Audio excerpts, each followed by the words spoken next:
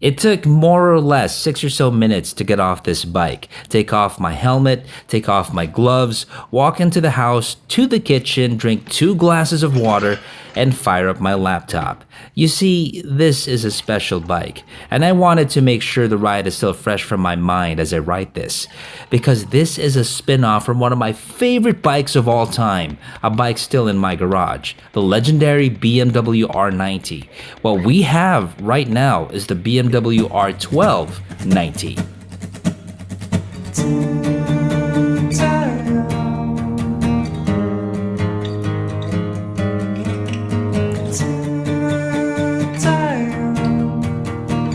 The R90 is one of the successful models from BMW Motorrad that is not a GS adventure.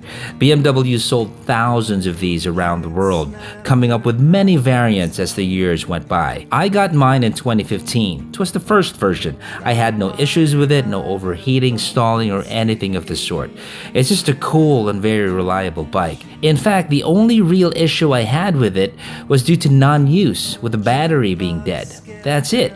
Come present day, we now have the R12 NineT. Its parallel release is the R12, which while some people will think is a smaller version of the very hefty R18, to me it's more like a cruiser version of the R90. So with what we have right now, the R12 NineT, is it a smaller R90?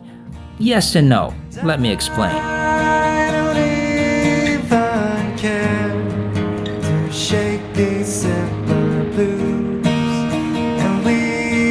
Don't know just where our bones were rested on, I guess, forgotten and absorbed to the earth below. The head of design for BMW Motorrad, Edgar Heinrich, who by the way looks like Liam Neeson, I met him in EICMA back in 2018, very nice guy, says the purest design language is dominated by the clear tank, the seat, real line in the style of the traditional /5 of the legendary R90S of the 70s. At first glance, the tank itself is a classic BMW boxer tank with a typical bend in the lower edge and classic knee contact. So yeah, staring at this bike more and more, then looking at some good old 70s boxer beamers, you will see where the lines come from. So that's why it gives off the energy of an era known for counterculture and artistic expression. It's there. In a land of thousand guilds upon cement, lamented and assured to the lights and towns below, faster than. The R12 NineT is a roadster through and through. The new subframe allows the airbox to be positioned under the seat, before it was under the tank. The single trellis frame also allows you to now swap out tanks, something that you can't do with the original R90 unless you go through some really heavy mods. So this means, of course, there's now going to be a lot of playtime for you if you are into customization. Swapping out tanks is going to be easier. The frame is new in the sense that the old one had a 2-piece main frame. So now we can do away with the previous fastenings. It is now lighter, it looks cleaner, and even more 70s-esque. The seat height is at 31.3 inches. Now with my height, I am 6 feet tall, and my leg length, I'm sitting fine and pretty. The exhaust this time around no longer needs an exhaust flap. There's new routing for the manifold found right in front of the rear wheel, and that is where the catalytic converter is housed. Suspension is also improved with its contour shaped for better handling and better fun on the twisties. So after all of this, is it a better bike than the original R90? Performance-wise, it's a big fat yes. Oh yeah, absolutely, and I say this with awe and disbelief. A spin-off better than the original, and one of my favorite bikes of all time at that? I know, right? Check out how this thing takes off. This bike is fast.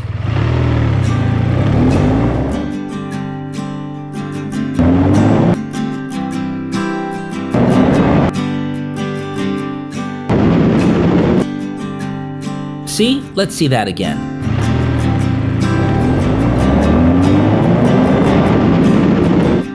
I didn't get that with the old R90. That went by quick. We have time in this video. I'll show it to you again.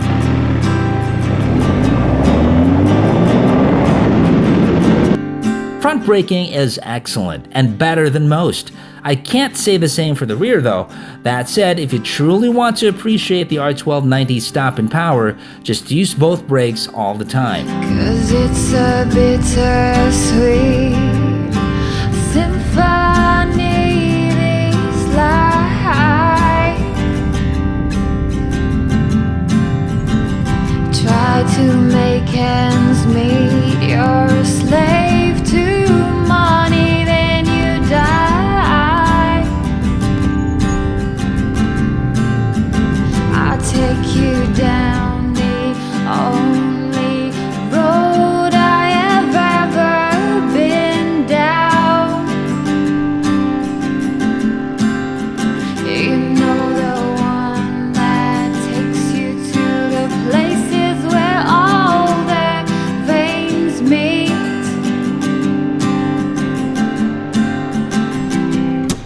No change, I can't change, I can't change, I can't change, but I'm here. All right, everybody, here you go. We have the very beautiful R12 Nine T. It's the latest series from BMW, and I mean, looks-wise, spot on naman parati ang BMW with their bikes. They just always look good. So they have, of course, the R12 and then the R12 Nine T. The R12 is a smaller version of the R18.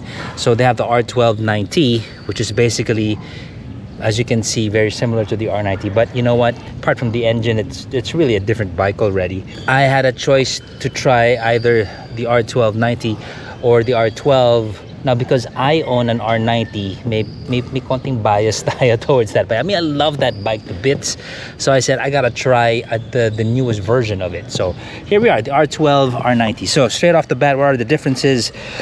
As you can see visually, you're gonna have some R90 cues, right? I mean, just the way it stands, you pretty much see where the R90 comes from. But what has changed, of course, the tank. As you can see, this beautiful brushed aluminum tank is already different from the older one.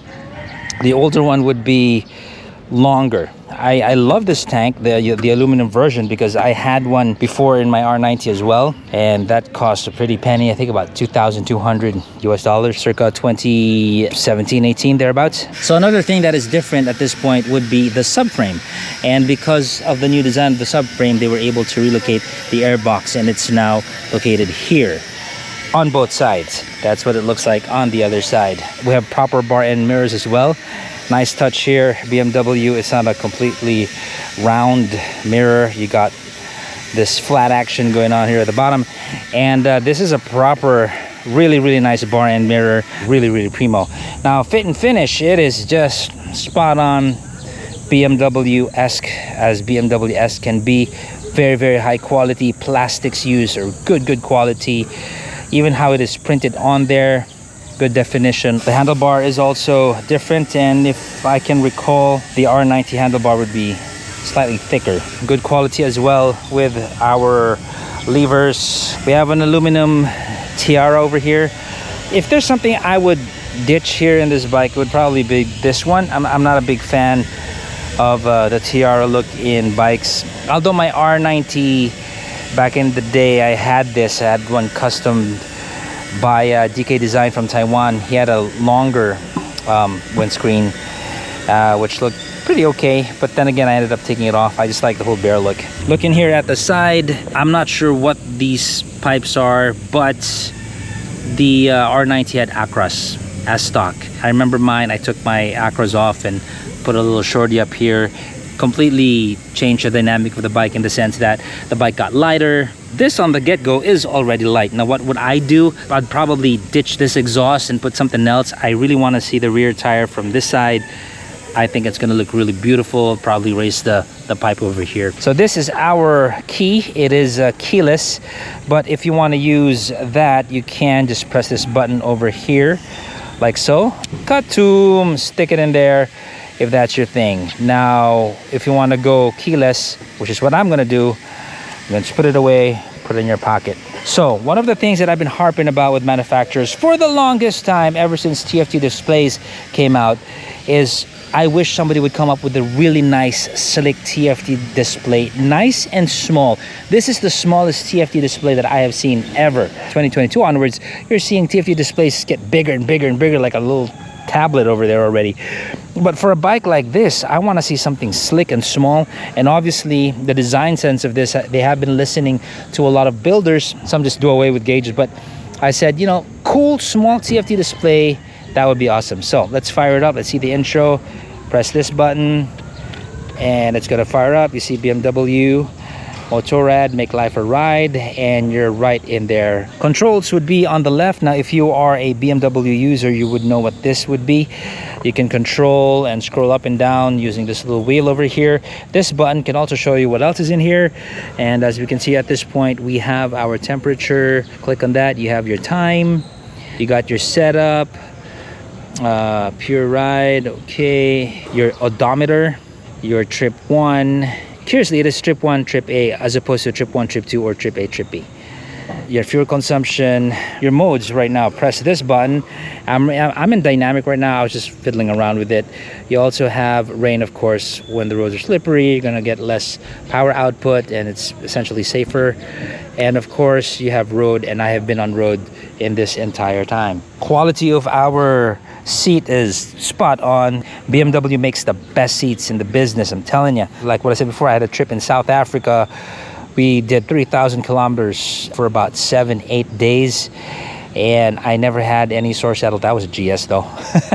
But all I'm saying is, you know, BMW, they know how to make seats.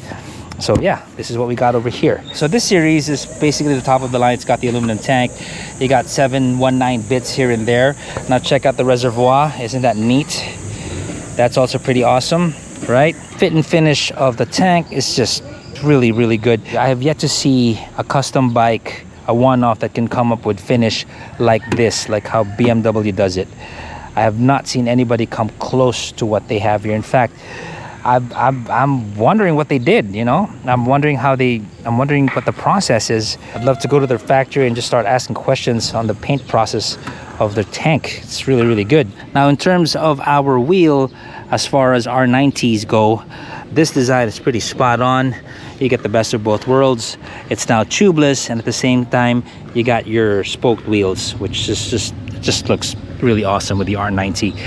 If you are going to buy an R Nine T, always, at least for me, always go for spoked wheels. Okay, let's fire it up at this point. Make sure I'm in neutral. Let you hear this boxer engine. There you go. Because of the boxer engine, the R Nine T, even the first generation, the one that I have, each time I rev it, it's gonna flick to the right, and it kind of has that. If you see it, you can see it slightly move. When I rev it again, slight nudge over there. I'm gonna show you the lights first. Boom, R Nine T. The flickering thing is my camera, don't worry about it.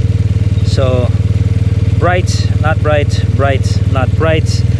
Our turn signals, LED, of course, very nice. Here's the one on the back. And for the sound, here it is.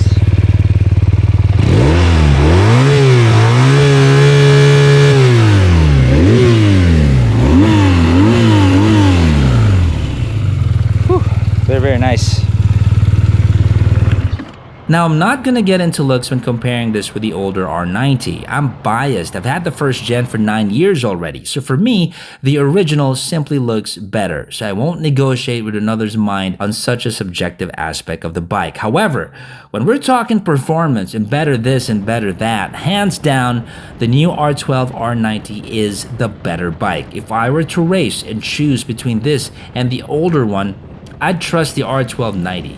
I'll be faster, and I'll be able to take on them corners better. That's just how it is. The BMW R12 NineT is more refined, it's more behaved, and by that I mean when it's on idle. But when it's out there egging on its horses, this bike is a brute.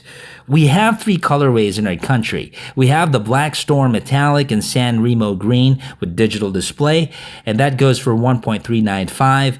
The San Remo Green non-digital display is at $1.375. And the one we have now is the aluminum 719 option all in. This is at $1.555. It's a very fun bike and another winner in the performance department from BMW Motorrad. Congrats guys, good bike. This is Zach from Makina Motor Features. Ciao. No change, I can't change, I can